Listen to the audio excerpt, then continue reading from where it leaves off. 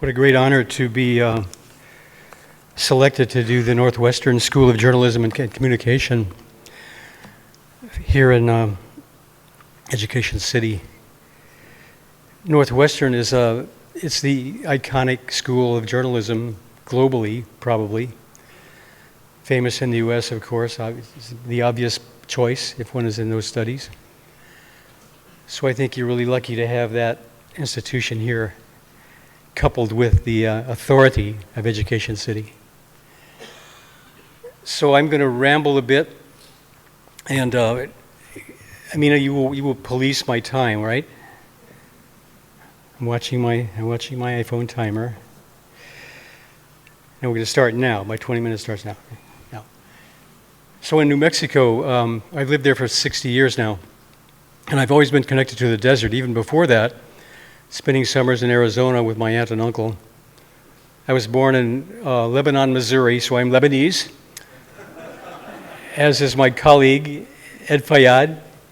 Ed really made our building happen. He's waving back in the back. He's my local hero, along with Amina, of course, and an amazing team. So foregrounding a project like this would be, what's the desert about? What's it like? Well, I've lived there for all this time, so it's not something that's new on my radar screen exactly. And gazing out my window, literally from in Albuquerque, I see the vapor trails. So it reminds me how globally everything's connected, and how kind of messed up that becomes because globalization has huge, cool things about it.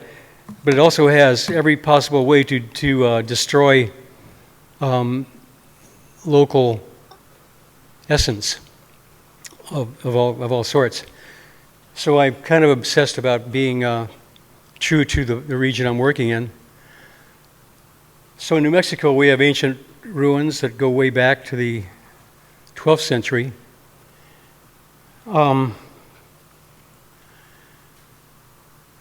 So what I did when I went to Columbia University, they're a collaborator here, so I'm proud of that connection too. After the University of New Mexico, I went to UNM, then to Columbia, and I got a fellowship from Columbia to go to Europe to study for an academic year. So I went right to Genoa and bought a Lambretta, and I don't ride those anymore. I ride these Ducati. But I traveled across the Alps to Paris and then to Istanbul. So I experienced the deserts of the taste of the Middle East in Turkey. Came back to Spain, where my project was, and when I would be traveling, I'd always carry a small watercolor kit and a bottle of ink. And nothing to draw with. I'd find a stick or a bird feather or whatever to draw with. So students, you should really try that, because it is sort of we're doing this all the time, and it'd be really good healthy for you to just get a stick or a twig and a bottle of ink and make a drawing. It's pretty transformational. It's a pretty zen thing to do. So I went to the mosque. By the way, Victor, mi colega, Victor, really covered so many things that that are important to him, or to his dad, and to me. Deriving work from place, understanding the desert, understanding the nuances of light, and the assault of the climate in the desert. But you're more of a higher altitude Mexico, Ciudad de Mexico guy, so you don't know the desert, the nasty desert that I have lived in for so long, but I think you really understand it. So in Spain, Avila, watercolor, Guisando in Spain near Salamanca, the mosque at Cordova. The Alhambra is just so, you can't say enough about it. Transformational experience. The notion of perimeter shell and then lining, exotic lining. Morocco, This is a project that Rem Koolhaas was involved in with me in Agadir in, I can't remember when that was, 80s? So I looked at Taradant, which is near there in that drawing. Egypt several times. The desert of Atacama in South America, in Chile. All these desert experiences, soaking it all up. Remembering, too, that I was an urban guy, too. I went to Columbia, had the New York City experience, married a dancer, co-directed a dance company, but all the time, kind of a closet desert rat, keeping that alive. Most recently, the Silk Road in China, having won the competition for the National Palace Museum in Taiwan, which is a building that will house dominantly collections that were derived influence from the Silk Road and the sea routes. So I had to go to the Silk Road. So I packed it up and went to Urumqi, to the Turufan Oasis, to the Taklamakan Desert, to the Gobi Desert. Checked that out. Yeah, I'm up in the corner. I'm drawing in a very, very lonely, cool place called Turufan, a place of the Uyghur culture. The Mogao Caves. Now, ever since, everybody, all the gringos love Lawrence of Arabia. And we know it's kind of insulting, probably, but the imagery in that movie, a lot of it was shot at Wadi Rum in Jordan. So I had to go there and check that out and make drawings. And of course, who wouldn't go to Petra and make drawings? Petra is a huge deal.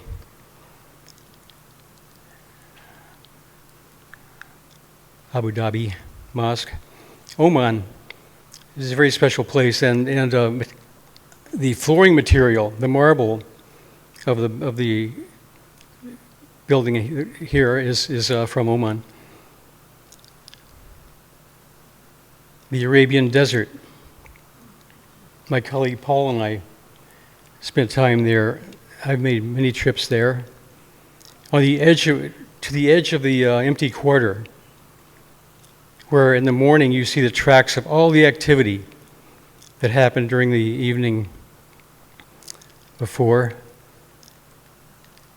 And then I like to think of, understand that the language of the building that I'm about to make, having this kind of background, has something to do with imagery and power of this very, very, very deep culture.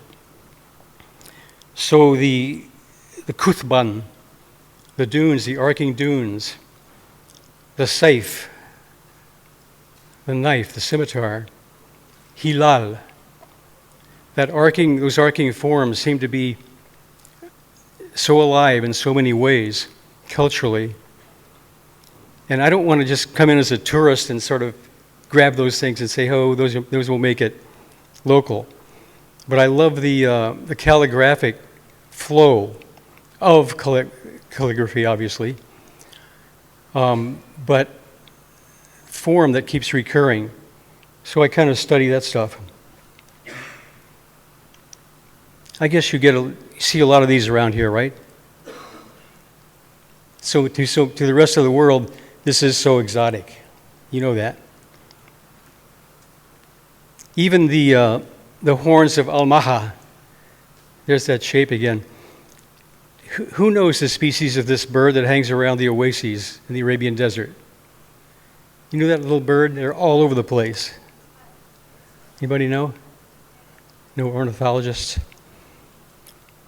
And yeah, I had to draw a camel, sure. Now, in this, there's a Bahrain fort, and then there are 4 or 5 great forts in Qatar. I just wanted to show the one, the Al-Takhab fort. And then the formations, the sandstone formations at Zakrit, close to close to Dukhan. So those kinds of imagery are all kind of coming into the, like a blender, like you make a smoothie with. I feel like I'm kind of a blender of these things coming in.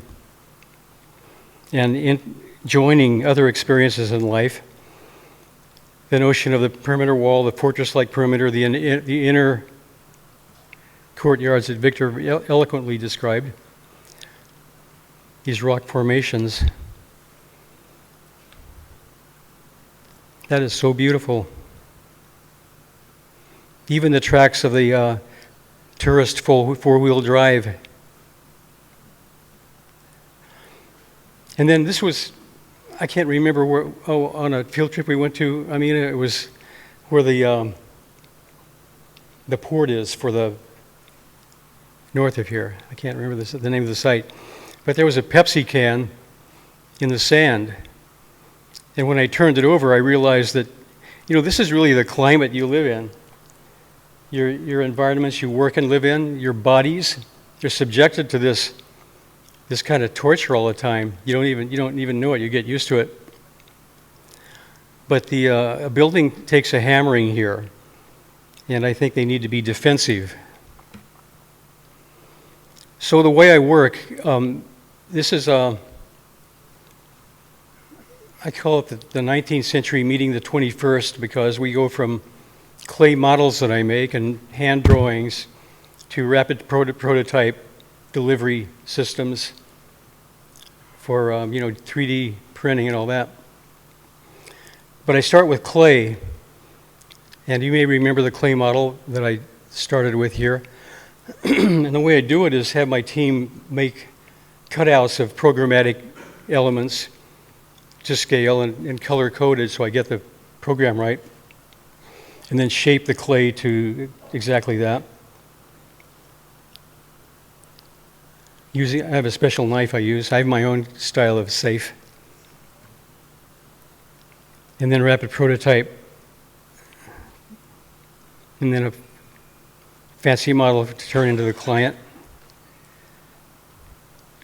So these forms and the sense of perimeter enclosure and a world within was important.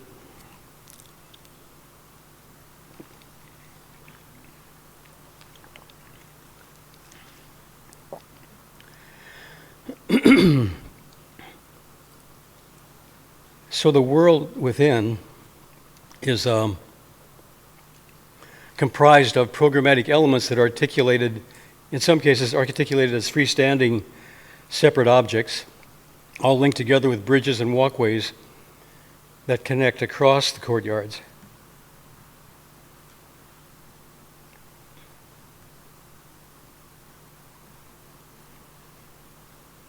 There's Hilal again. Now the school is about intense media studies, communication vehicles of all sorts. So the building has a digital presence that's quite obvious. I designed a ballpark, a major league ballpark for the San Diego Padres, so I got into diamond vision screens and all of the big signage those ballparks have, and I thought that this building could have a media mesh tip of the safe, of the arcing form, the all kind of all-encompassing arcing perimeter. The forum with a big media wall. Tried to, these drawings, these are not the kind of drawings that I make, but I have a team that I work with. We call it digital collaging, and put them together to try to get close to what it might be like. But they never do. So the approach, I don't know if there's a pointer here, but the approach to the building ties to the people mover stop, sweeps on in. The arc continues to the entry commons. I don't know if you can read these labels. And I don't know why I'm showing all this, because the building's right over there. You can go check it out soon. I don't know how soon, though, maybe a few months because of the media package. But the Commons, the Forum, major production studios, large event studio that combines production with special events, those events spilling out into the courtyards. It's a kind of village of chunks of program with mediated by exterior space and interior areas that become commons, linking them together.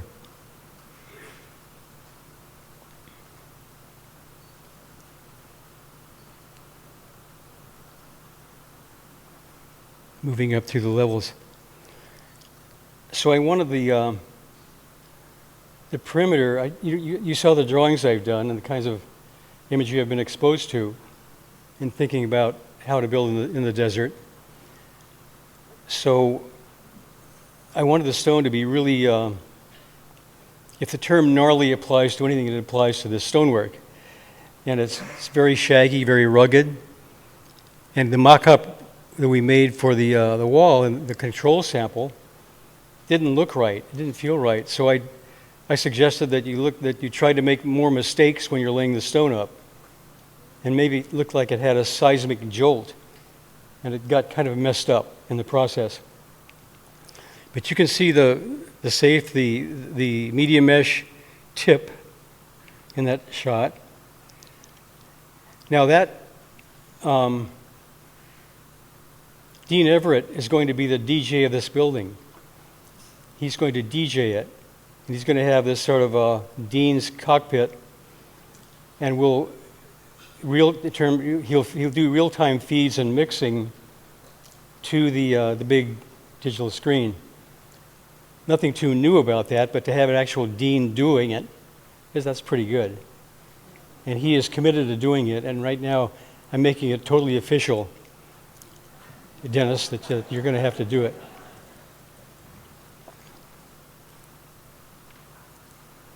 Thornton Tomasetti Group, TTG, did the structural engineering. They worked on the Padres ballpark with us and the museum in Taiwan.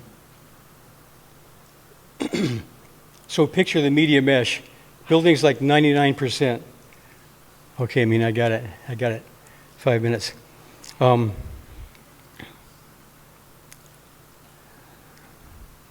look at the building. They can't go in yet, though, can they, unless there's an official tour? Not for a while. Can't go in. So there's the seismic stone. I live in LA as well as New Mexico, and I know what seismic activity feels like and what it does to things, so this is a seismic wall. I think refined stone masonry is beautiful, too. I'm not saying that is not wonderful. From the VVIP, from the suite, from Her Highness's suite on the top of the building, there's a foreground roofscape that is a tilted plane of the limestone covered with water. There's a film of water that will recirculate on the lower left image. Solar control, really important, obviously. So it's the fritting of the glazing systems. So the inner life, the inner courtyards. Now you can see the tracery of irrigation systems. These are green roofs with the tall grass that's in the courtyards now. And please leave it tall and don't try to leave it unkempt and wild, please. Amina. The bridges that link the different areas. Bridge walkways. So there's a black box theater, there's a projection film theater, a lecture hall, which is a Corten steel piece.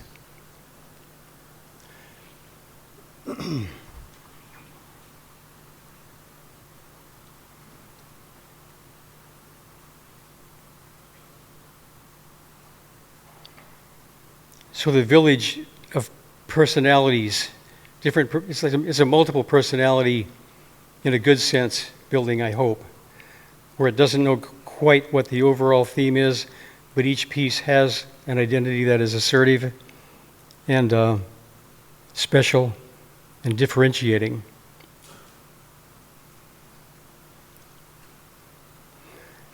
The forum is set up with theatrical lighting attachment points, so it's a great performance venue. And I think any building that really delivers pedagogically should also be good for partying. And I think this is a good building for partying. I wasn't told to make it that way, but I couldn't help it.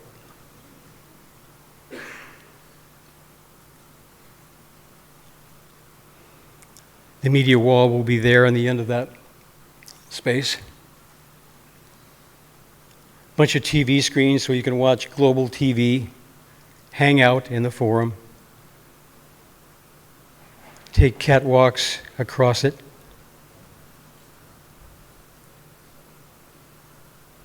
Interior of the Commons, translucent marble. The auditorium with the perforated core tin with acoustical material behind it. The film theater on top. What we call the canyon.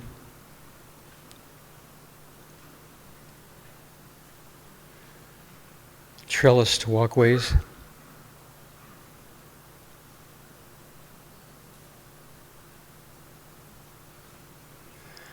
So these kinds of accumulations of feelings and imagery and experience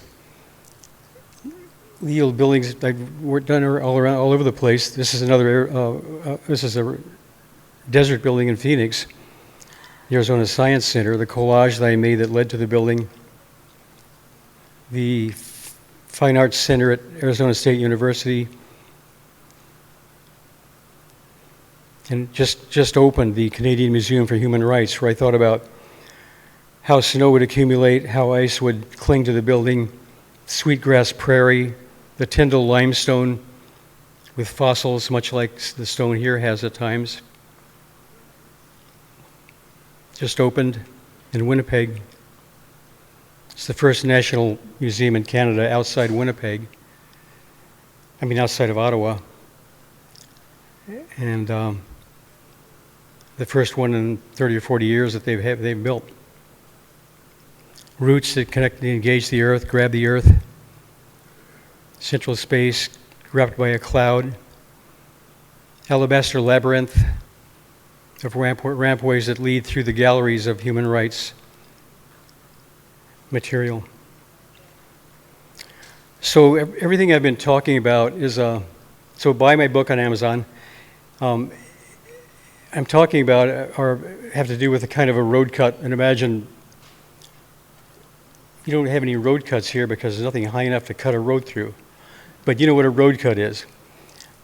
So when you think about that, there's a layer on top that's, let's say there's a meter stick, and it's a film of a few millimeters of cultural intervention, and then a gigantic, deep remainder of the meter stick that is geologic time, deep time. So I think buildings need to dance between that topical film of, I'm from the city of Breaking Bad. Has anybody seen Breaking Bad? So that's where I live, Albuquerque, New Mexico. And so there are very important current things like Breaking Bad I need to be aware of all the time. But I need also to think about what the Precambrian granite strata, then the Pennsylvania limestone, the various other strata, the McDonald's wrappers on the surface, and the cultural film covering this particular site is about. So this building is about that, for Northwestern, is about that kind of collapse of time from the deepest time of the ancient limestone to as crazy as the media environment as the dean can make it. Thanks a lot.